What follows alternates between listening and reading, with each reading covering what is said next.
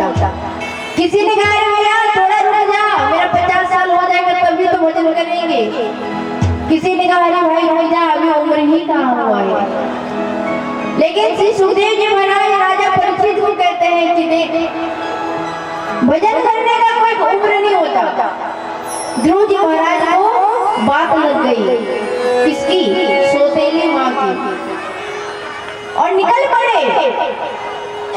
राजा परीक्षित जी को बड़ा आश्चर्य हुआ, महाराज ध्रुव जी तो 5 साल की है और 5 साल का बालक का अवस्था खेलने खाने कूदने का होता है, उनको बात कैसे लग गई। आज हमारे यहाँ लोगों को कुछ लगे या ना लगे महाराज, लेकिन बात इतनी जल्दी लगती है। एक छोटा सा भी घर में बालक हो, उसको भी डांट दो तुरंत बात लग जाएगा। एक नौजवान हो, पिता ने कुछ बात बोल दी ऊंची आवाज में, तुरंत स्वाभिमान जैसे मानो चकनाचूर हो गया हो। एक बुजुर्ग है, गलती से किसी ने बोल भी दिया तो मानो महाराज आज ही घर छोड़कर सन्यासी ले लेंगे। लेकिन ध्रुव जी महाराज केवल बात नहीं लगा। ध्रुव जी कौन, बोले उत्तानपाद के पुत्र हैं और उत्तानपाद की 2 पत्नी, एक सुरुचि और एक सुनीति। तो सुरुचि जिसकी रुचि बहुत बढ़ गई हुई, और सुनीति जो नीति के अनुसार चलता था। तो ध्रुव जी जो है वो सुनीति के पुत्र हैं और सुरुचि सदैव उत्तानपाद के बहुत ही प्रिय बनी रही। ऐसे भी व्यक्ति नीति को कब मानता है, बिल्कुल कम मानता है और रुचि को ज्यादा मानता है। व्यक्ति को लगता है मेरा जो रुचि है वो हो जाना चाहिए, लेकिन ये नहीं देखता कि उस रुचि में नीति अच्छी है या नहीं अच्छा है। आज अगर कुछ पतन हो रहा है ना, वो नैतिकता पतन हो रहा है। अगर रुचि है महाराज कि किसी का धन को लूट ले, तो ये नहीं देखते कि इसमें नीति क्या कहते हैं। तो हमने आज क्या किया, अपने जीवन में नैतिकता पतन कर डाला। ध्रुव जी महाराज गए बड़े शौक से और अपने पिता उत्तानपाद के गोद में जाकर बैठ गए। पिता है बैठेगा ही बालक, और मां सौतेली देखा क्या करे, मेरे पति के गोद में सौतन का बेटा जाकर बैठा है, हाथ पकड़ी है ध्रुव जी को नीचे उतारा और नीचे उतार कर फटकार लगाई है। कहेगी जा, तुझे अपने पिता का गोद चाहिए ना, तो जाकर भजन कर, और जब भजन से परमात्मा खुश हो जाएगा ना, तो उस परमात्मा से बोलना कि मुझे मेरी माँ सुरुचि के गर्भ से जन्म दे, तभी तुझे इस पिता का गोद प्राप्त होगा। अब जैसे ही इतना ध्रुव जी महाराज ने सुना, महाराज रोते रोते 5 साल का बालक अपनी माँ सुनीति के पास पहुंचे। कहा मुझे यहाँ नहीं रहना है। बेटा क्या हो गया, मैं जा रहा हूँ। कहाँ जा रहे हो? ध्रुव जी ने कहा माँ आज मैं अपने ही पिता के गोद में बैठा था और मेरी जो माँ सुरुचि है उन्होंने हाथ पकड़कर नीचे उतार दिया और कहा कि जा भजन कर भगवान का, और अगर तुम्हारे भजन से भगवान खुश हो जाएंगे ना, तो मांगना कि मेरे गर्भ से तुझे जन्म दे। सुनीति ने ये नहीं कहा कि सुरुचि बहुत बेकार है। सुनीति ने कहा ध्रुव तू सौभाग्यशाली है कि तुझे कोई प्रेरणा देने वाला जीवन में मिला है। यकीन मानिए हम जिस समाज में रहते हैं ना, उस समाज में वो व्यक्ति बहुत सौभाग्यशाली है, वो माताएं बहुत सौभाग्यशाली है, वो बेटी बहुत सौभाग्यशाली है जिसको रोकने टोकने वाला उस उसके घर में विराजमान होते हैं। अगर फूल बहुत अच्छा खिला हो और रखवाली करने के लिए कोई माली ना होना तो फूल की कोई मूल्य नहीं रह जाती है। घर की बहन बेटी जब निकलती है ना और उसको टोकने वाला कोई नहीं होता है ना, तो उस समय उसको तो लगता है कि मैं बहुत आजाद हूँ, लेकिन बाजार में वो मूल्य विहीन हो जाता है। सौभाग्यशाली वो लोग होते हैं जिनको टोकने वाले उनके पिता होते हैं, उनके भाई होते हैं, उनकी माँ होती है। ध्रुव जी को भी माँ ने कहा, बेटा तू सौभाग्यशाली है, तुझे रास्ता दिखाने वाली तेरी माँ खड़ी है, जा जाकर भजन करना। आज माँ ने रोका नहीं। 5 साल की अवस्था में वन की ओर चल पड़े और जब जाने लगे महाराज तो नारद जी को लगा ये 5 साल का बालक कहीं भटक ना जाए, तो बीच रास्ते में नारद जी ने ध्रुव जी को रोका है। कहा, रे बेटा तू कहाँ जा रहा है? ये तुम्हारा उम्र नहीं है, जिस वन में तुम घूमोगे ना, जा रहे हो ना, वो बड़े बड़े सिंह हैं, बड़े बड़े राक्षस रहते हैं, हिंसक पशु रहता है, तुम लौट जाओ। बात को हृदय से नहीं लेते। ध्रुव जी ने क्या कहा पता है?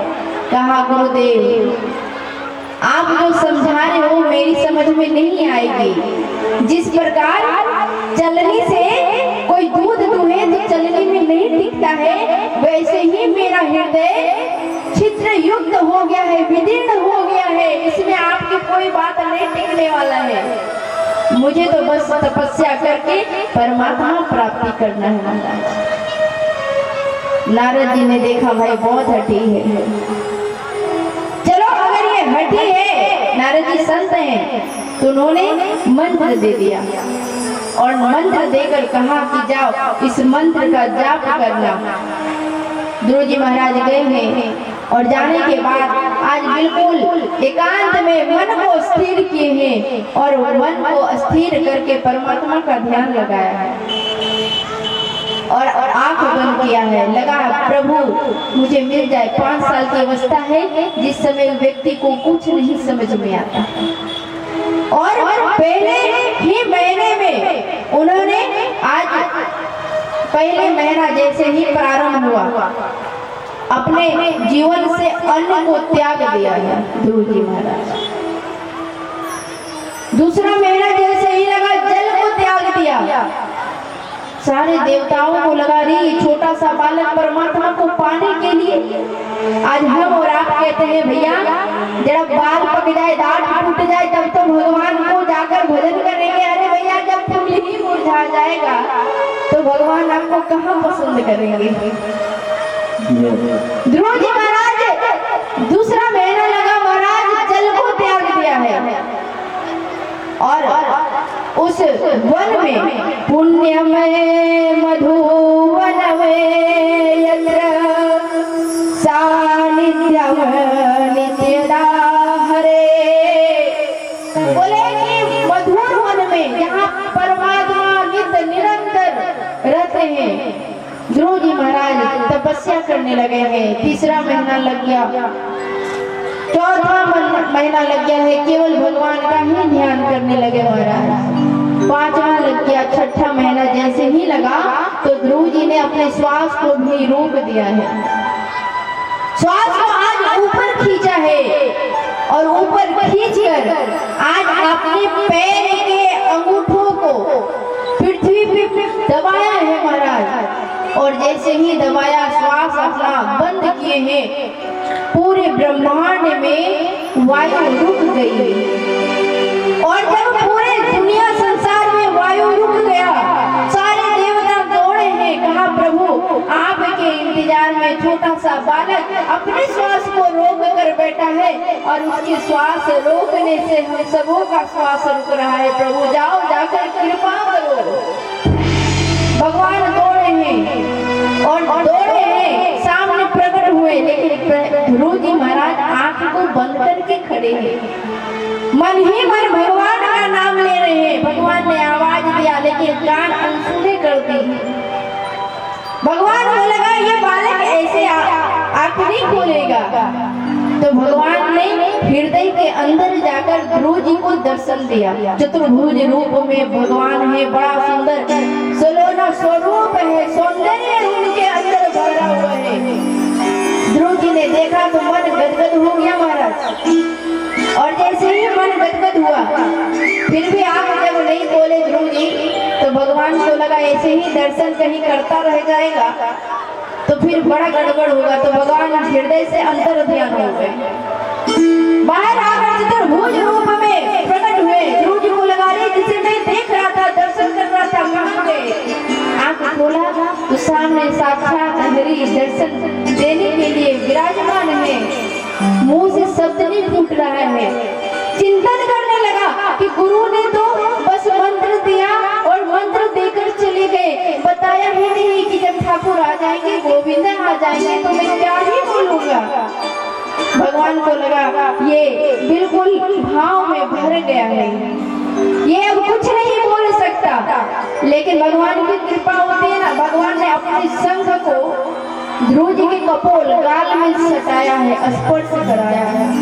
और कहते हैं भगवान जिसके ऊपर कृपा करता है, मुँह के होई बाचाल पंगु चढ़ई गिरिवर गहने, जासु कृपा सो दयाल द्रव सकले कली मले दहने। मुख होई बचाल, जो गूंगा है बोलने लगता है भगवान की कृपा से। पंगु चढ़े गिरवर गहन, जो लंगड़ा होता है ना बिना पैर का, वो भी पहाड़ पर्वत पर चढ़ जाता है जब परमात्मा की कृपा होने लगती है। ध्रुव जी महाराज जैसे ही शंख का स्पर्श हुआ है, भगवान का वंदना करने लगे। भगवान प्रसन्न हो गए। भगवान ने कहा बता क्या चाहिए तुझे? कहा प्रभु मुझे कुछ नहीं चाहिए। अरे तुम्हारे मन में कुछ है तो बता तुझे क्या चाहिए। क्या मुझे कुछ नहीं चाहिए। तो जा ध्रुव तू लौट जा। कहा प्रभु मैं जिस और से निकल कर आया हूँ मैं वापस नहीं जाना चाहता, लेकिन तुम्हारी माँ तेरी इंतजार कर रही है। भगवान ने बहुत समझाया है।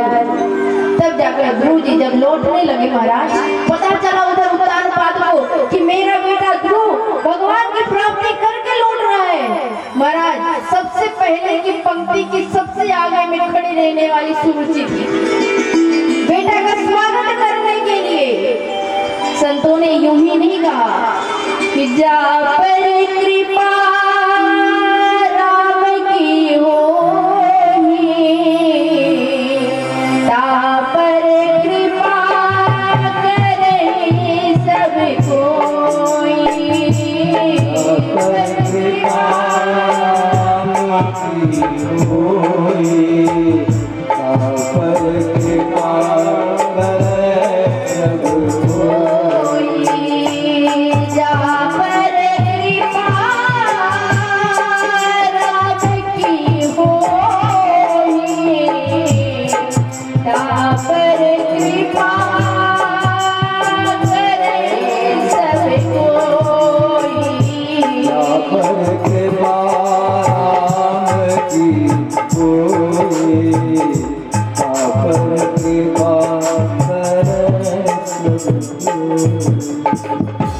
महाराज ध्रुव जी महाराज लौटे हैं जब वन से।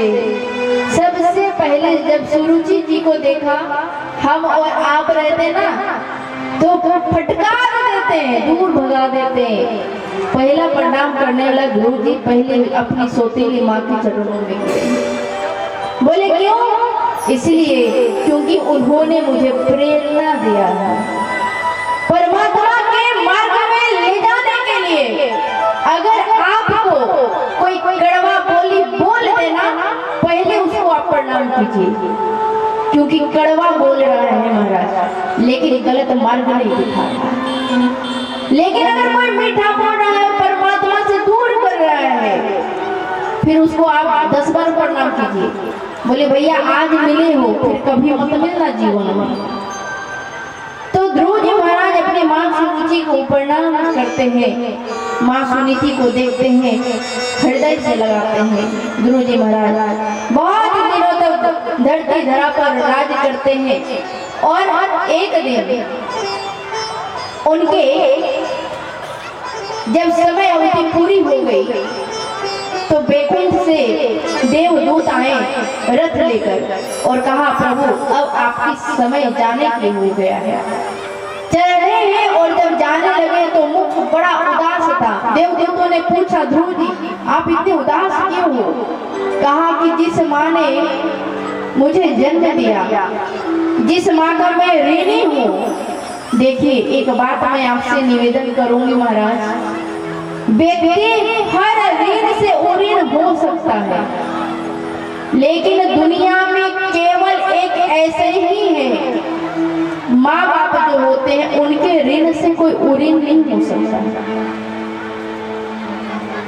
जीवन में एक माँ बाप ही है जिसके पूरे जीवन काल में जितना भी आप सेवा कर लीजिए, लेकिन उनके ऋण जो आपके ऊपर पड़ा रहता है ना, उससे आप कभी ऋण नहीं हो पाओगे।